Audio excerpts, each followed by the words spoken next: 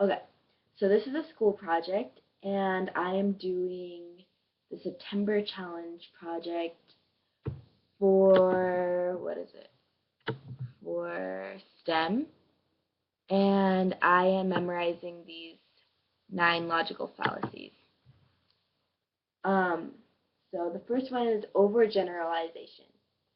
That's when you use the given information to form a broad conclusion.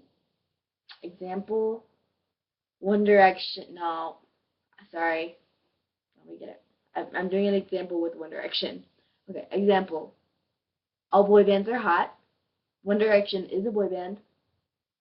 Therefore, One Direction is hot. Which is kind of a pretty big conclusion, and you're kind of like talking for everyone else. But I do have to say, in my opinion, One Direction is hot.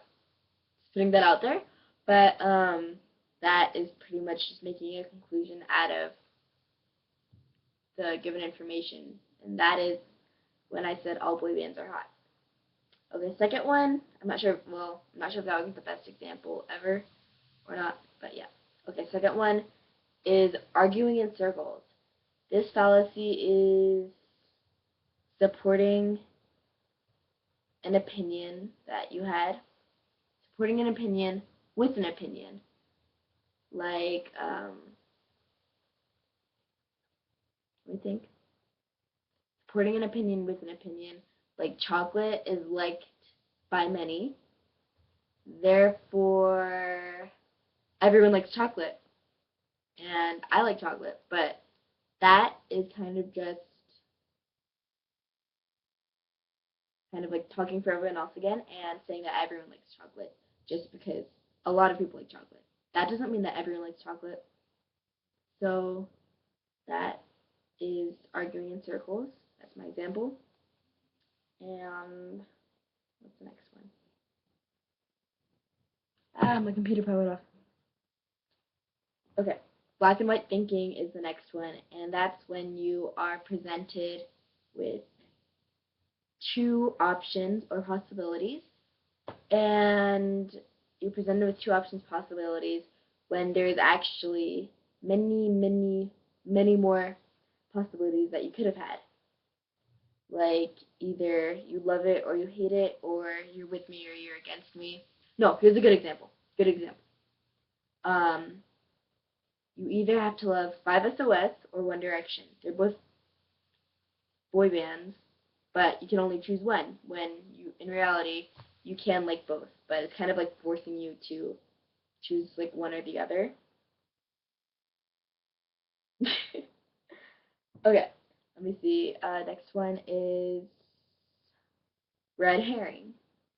That's when you are changing the subject to get the attention off of the original problem or issue or whatever it is that you don't want to, I guess, be confronted about. I don't know. But, like, example. Okay. Like, OMG, Sally, did you just break up with Jake?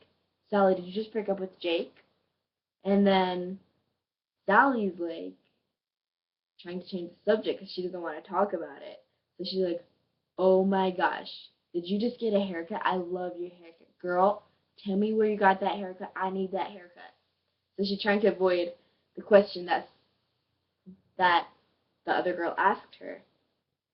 You feel? You get me? Okay. Next one is the loaded question. Now this fallacy, my computer powered off. This fallacy is when you ask a question that can't be answered without making the other person look guilty. Like, example, I'll use Sally again for an example. Oh my gosh, Sally, did you just fart? I like this example a lot. Okay, oh my gosh, Sally, did you just fart?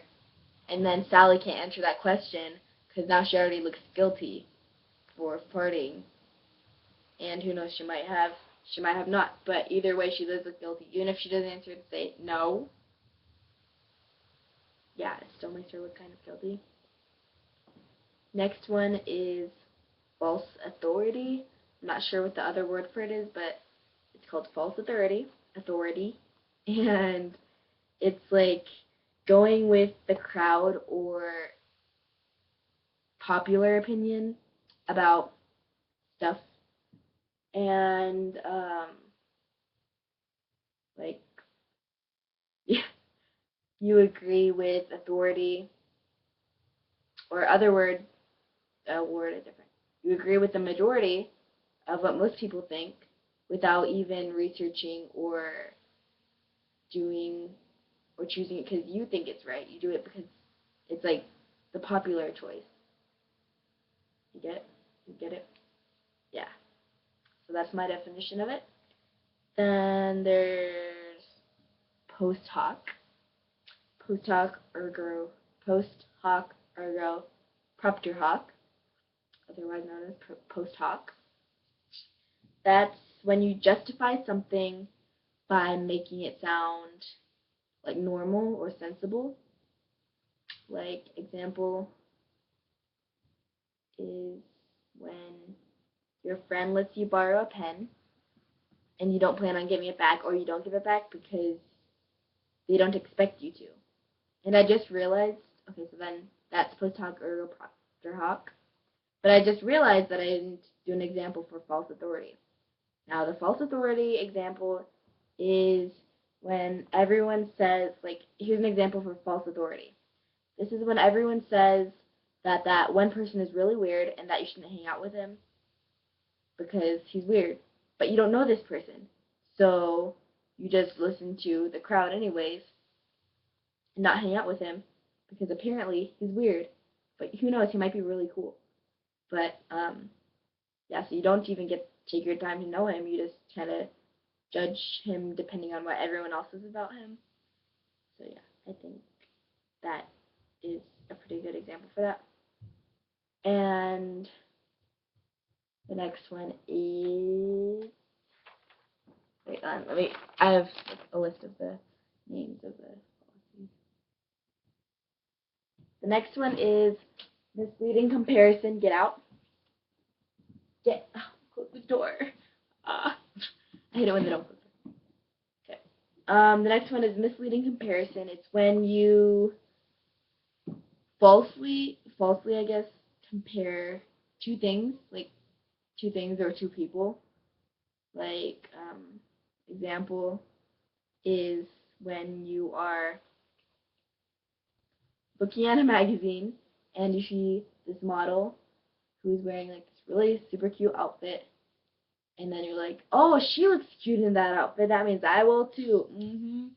But when you go to try it on, it actually doesn't, because like I feel like this is a really bad example, but I guess certain things look good on different people. My computer powered off again. So it's like falsely comparing two things or two people. Or another example is, oh, Natalie, she hangs out with that crowd of girls, and that crowd of girls, like Natalie hangs out with